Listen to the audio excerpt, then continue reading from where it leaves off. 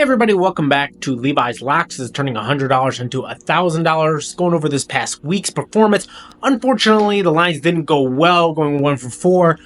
By the way, check out the shorts video. It's very important. I put down my props and my degenerate pick of the week. Went 2 for 2 on props this week. And that is ultimately why I'm up on the season, because I hit a plus 575 prop, which was 6 receptions for Cedric Tillman, and hit Cade Otton as an anytime touchdown scorer, which is also plus odds, and that actually puts us up about 2.5 units on the season.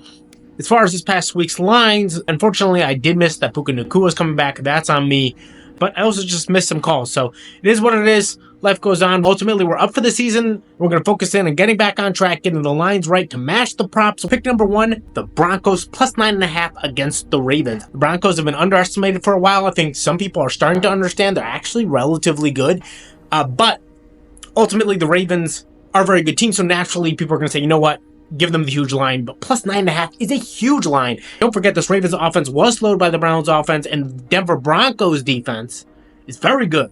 So expect the Denver Broncos defense to slow them down enough that this will be a lot closer than some people are seeing, while at the same time, Bo Nix has quietly been putting up a really good month passing the ball. And yeah, he hasn't played the best defenses up till now, but the Ravens' pass defense is weak. So they're just as vulnerable, especially with the Marlon Humphrey injury. Now, he may come back this week, but it doesn't seem likely, and that is a much weaker defense that Bo Nix can take advantage of and continue along this streak. As such, I'd expect them to score a little more than some people are seeing. At the same time, that defense holds the Ravens to a little less scoring than some people think, thus creating a one-score game. In my mind, certainly got to watch out for, at the very least, a backdoor cover. Plus 9.5, that's too big. I'm taking the Broncos. For pick number 2, moneyline underdog, the Cleveland Browns.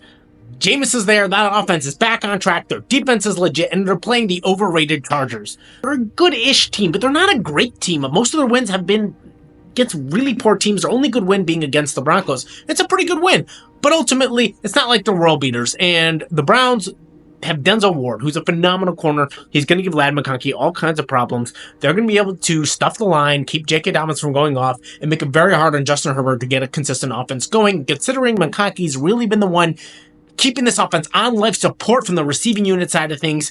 It seems like the Browns are well situated to take advantage of that and really limit that offense. On the other side of things, it will be tough. The Chargers defense is pretty good, but with Jameis Winston, there is life in this offense. So as long as they stay consistent and just make it about long drives and points, they'll be able to score and keep it going. And I just don't see this Chargers offense this week being able to put up more than 16, 17 points, something of that nature. As such, I'm going to take the Browns moneyline underdog. Pick number 3, Rams, 1.5 point favorites over the Seahawks. Look, Nacua is back, and Kupp is back, and just like that, Stafford is in the top of the world again. He's a really good quarterback. When he's got 2 weapons to throw to, it's a different world. The Seahawks looked terrible last week. They're really not at the level where they can take on a Rams team that's desperate and hungry for wins, that still has a lot of talent. For pick number 4, I'm taking the Lions as 3.5 point favorites over the Packers. I would love a 2.5 point line, but 3.5, I'm still taking the Lions. They score a ton of points.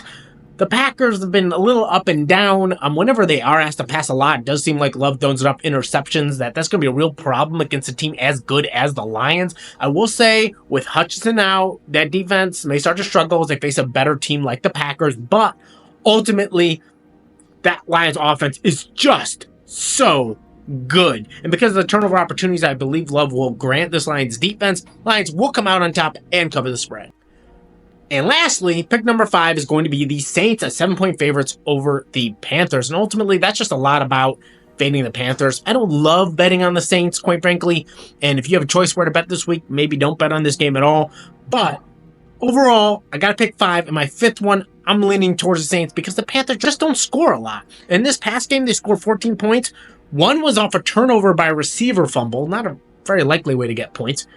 And then the other one was just at the very last drive of the game. The game was over. Very last drive, they put up a touchdown.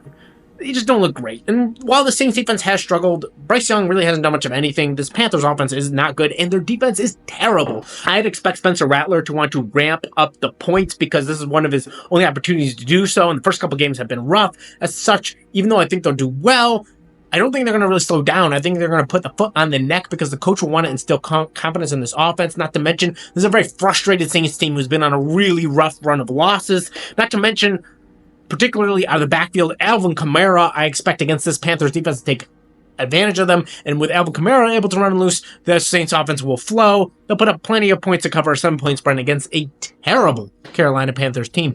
That is it for the week. That is all my picks. I'm looking forward to completely reversing it and going with a 4-1 week over that 1-4 week this past week.